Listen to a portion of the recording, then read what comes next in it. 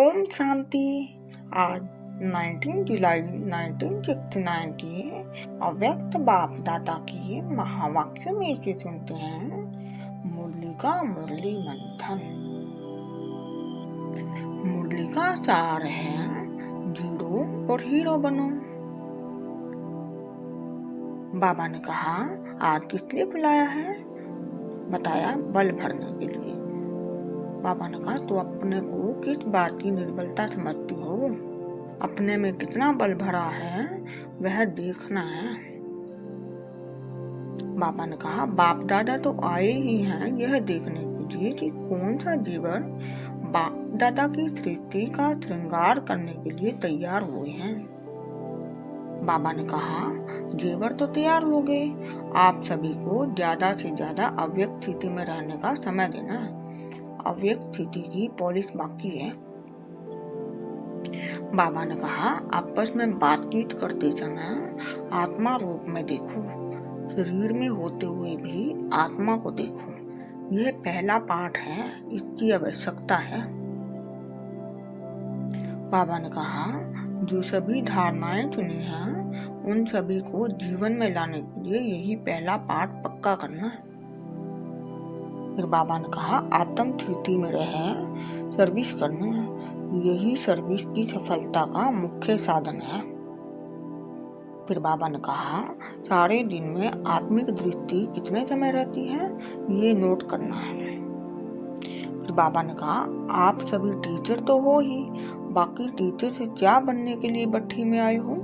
अपने समान बनने के लिए बुलाया है। अपने समान अर्थात जीरो बनाने। जीरो में बीज भी आ जाता है, तो खास जीरो याद करने के लिए बुलाया है। फिर बाबा ने कहा, सभी से छोटा सा रूप है बाप का और आपका भी।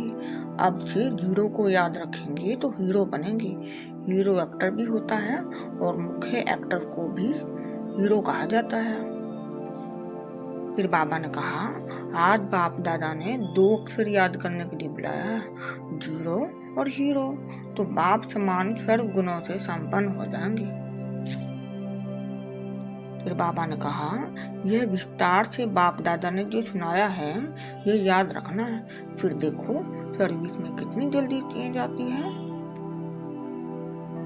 फिर बाबा ने कहा, आप सभी की इच्छा है कि हम भी बदलें और समय भी बदले, अपने घर चलें। जब घर चलने की इच्छा है तो 2 बातें याद रखो, जीरो और हीरो। फिर कमियों की बजाय कमाल कर दिखाओ। फिर बाबा ने कहा, कमियां खत्म हो जाएंगी और जहां भी देखेंगे सुनेंगे तो कमाल ही कमाल देखेंगे। बाबा ने कहा, बाप दादा तो आप सभी प्रिय भी हो, क्योंकि बाप दादा के कार्य में आप बच्चे मददगार हो। बाबा ने कहा, तो कार्य में मददगार होने वाले प्रिय रहते ही हों, लेकिन मददगार के साथ हिम्मतवान कहाँ कम बनते हैं और कहाँ हिम्मत छोड़ देते हैं। अगर हिम्मत हो तो जरूर मदद मिलेगी। बाबा ने कहा, इसलिए मददगार के साथ कुछ हिम्मतवान भी बनो। बाबा ने कहा, हिम्मत कैसे आएगी?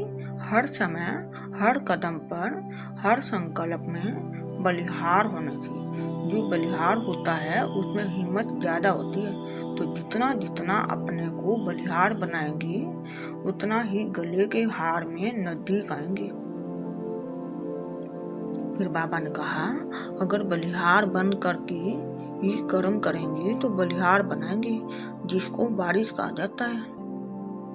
और लास्ट में बाबा ने कहा, अपनी प्रजा बनती है, बारिश कम बनते हैं। जितना बहुत बनाएंगे उतना ही नजदीक आएंगे। तो अब बारिश बनाने का प्लान बनाओ। ओम शांति।